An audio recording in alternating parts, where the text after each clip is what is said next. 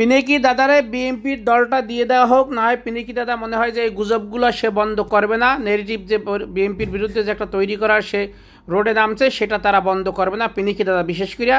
কারণ নূতন দলের মহাসচিব হবে ভবিষ্যতে পিনাকি দাদা, যেটা বোঝা যাচ্ছে। সালাম আলাইকুম প্রিয় বন্ধুরা, সবাই কেমন আছেন? বন্ধুরা, আজকের ভিডিওটা করার কারণ হচ্ছে যে আপনারা দেখতে পাচ্ছেন ক্রেসে যে বর দিয়ে দাঁড়াইয়ে আছে যে ছেলেটা, সেই ছেলেটা দিয়ে পোস্ট করছিল পিনাকি দাদা। যে পোস্টে লেখা হয়েছিল তার ওইখানে ইন্টারেস্টিং ফটো, আহত তরুণ জুলাই যোদ্ধা ক্লাসে বর্দিয়া হাইটে যাইতেছে, সামনে দিয়ে আর বইরা ভামগুলা ব্যস্ত নিজেদের নিয়ে। এই তরুণটার দিকে কোনো ভ্রুক্ষেপ নাই। এই বুইরাগুলোর হাতে রাষ্ট্র ক্ষমতা তুলে দেওয়া কি ঠিক হবে কিনা, উচিত কিনা, সেইটা বিচার করবে পিনাকি দাদা।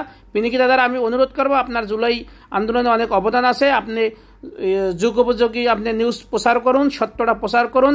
এবং এই এই এই যে ছবিটা দেওয়া হয়েছে, আমি এইটা ডাউনলোড করছিলাম, এই জন্যই ছবিটা রাখছিলাম যে বিএনপির গালাগালি করব। যেটা দেখতেছে আমি উল্টো, যেইটা ভিডিওটা মূল ভিডিওটা দেখার পরে। আর কিছু লোক পিনাকি দাদার এখানে এসে হাজার হাজার কমেন্ট করছে, ওইগুলো বলবো আগের তোমাদের জন্মের দিকে ঠিক রাখো, আগে দেখো তোমরা, আগে সঠিক তথ্যটা নাও, তারপর তোমরা এই কমেন্টগুলো আজে বাজে কমেন্টগুলো করো, এখান থেকে বিরত থাকো। পিনাকি দাদারা বলবো যে নাহিদেরা কিন্তু সব কিছু না বললে